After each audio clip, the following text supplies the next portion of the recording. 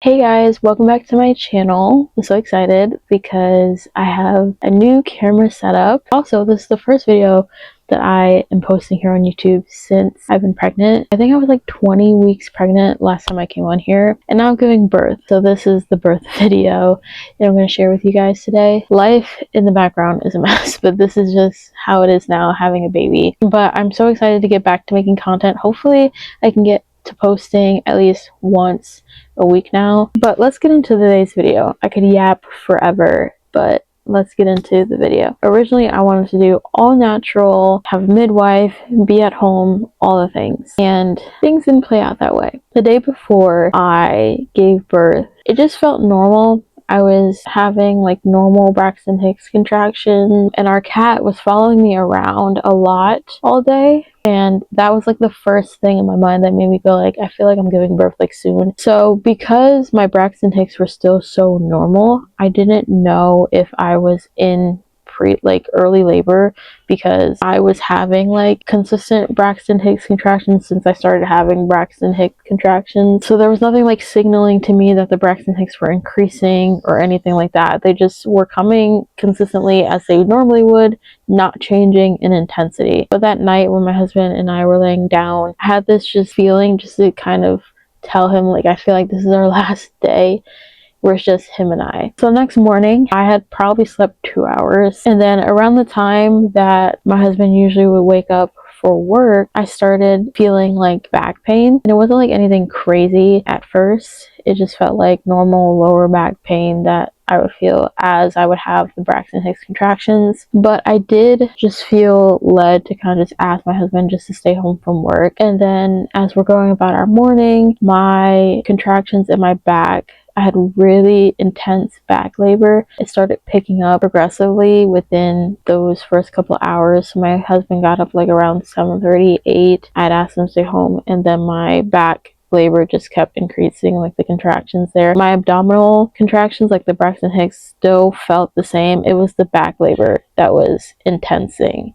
Is that the right word? Intensifying. But during that time, I had been breathing through, and at this point, we were still planning on having a home birth. The ones that felt the most intense, I would have my husband come and do counter pressure. It was rough. And I remember my mom saying that she had like back labor with me, like really bad back pain with me when she was in labor with me. And so contractions started to pick up, and I think around like 11, 12, we just decided to go to the hospital. It was just so bad where I just couldn't handle it. It was so bad. So once we got to the hospital, we were admitted to triage, and then they did the exam and everything, pelvic exam, and they checked my cervix and found out I was at 6 centimeters. At that point, I was 6 centimeters dilated. I got admitted to a room, and because of my back labor, I was just like, I'm just gonna get the epidural. It was that bad. I was screaming. I also felt embarrassed with the screaming because I've never screamed around people before. When you are in labor and giving birth, everything is just out on the table. There's no hiding anything. Your privacy is out the window. And then before the epidural fully kicked in, they checked my cervix again, which I wasn't very comfortable about because I was in so much pain. Being on my back was so hard because, again, the back labor, and my belly was so huge. When they checked, they said I was like at a 7-8, so I was due to push anytime soon. But I was still feeling like a lot of pain in my back. They increased it another time, still was feeling like the sharpest pain in my back, but my legs were feeling like they were numb. And then they had to increase it a third time, and then that's when I just didn't feel anything at all. Now, I don't want to say like I didn't feel anything. I expected to just like not be able to move my legs or like not feel like anything going down. When I got the epidural, I know everyone's experience with the epidural is different. For me, if you've never had the epidural before and you're watching this and you want to know what that process is like, for me, and it might be different when I have other pregnancies if I decide to get the epidural, but for me, when I got it, I could still feel my legs. It felt like that feeling in my legs, the feeling in your legs that you get when your legs asleep, like that fuzzy feeling that you get without the sharp twinges of pain, that's kind of what my legs felt like. Like I could still move them. I still knew that they were there. They didn't feel completely numb or anything. It just felt like they were asleep. They had me get on all fours on my knees because going into the next thing, they struggled to find her heartbeat a few times, and I know that that happens with, you know, getting an epidural. The baby you kind of lose touch with the baby kind of goes into the state. So that was one of the things I was praying over, you know,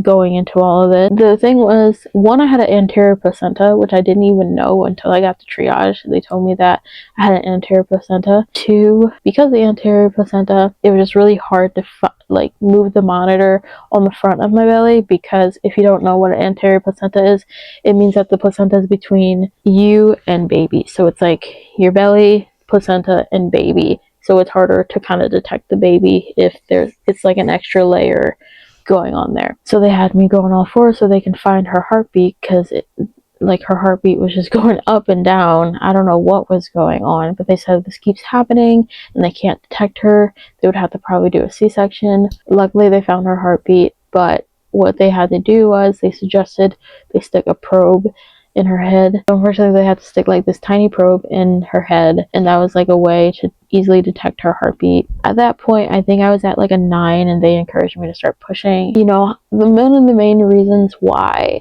I didn't want to give birth in a hospital is because hospitals kind of work like time clocks. Like they kind of do birth more so like a business, or like we need to rush and get everything moving and going instead of just letting the natural progression of things happen. So I think because with me pushing, I was pushing for so long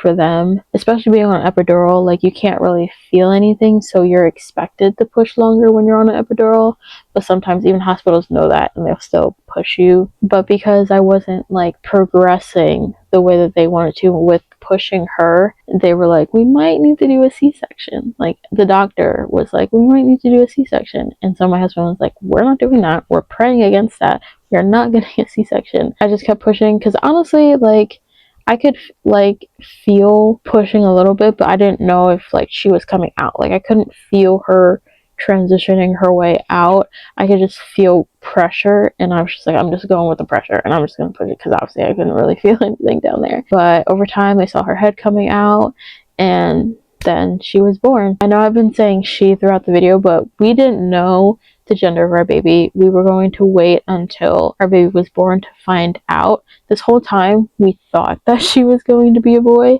In my heart though, I felt like God was telling me that she was going to be a girl. She's just been the biggest blessing in our life. It's been really hard as new parents trying to navigate this new life. I don't remember what life was like before she was born, and she's only been around for 4 months. Like I can't imagine like not having her now that we have her. Like she feels like she was always meant to be in our lives. But this was my birth story for my first baby. Her name is Amuna Rose, and we are so happy to have her. Stay tuned for future videos, but let me know any other videos you guys want to see. My daughter's screaming right now. So thank you so much for watching this video, and just remember, you're beautiful, you're wonderful, you are loved. I love you, but God loves you so much more. And I'll see you guys in my next video. Bye guys.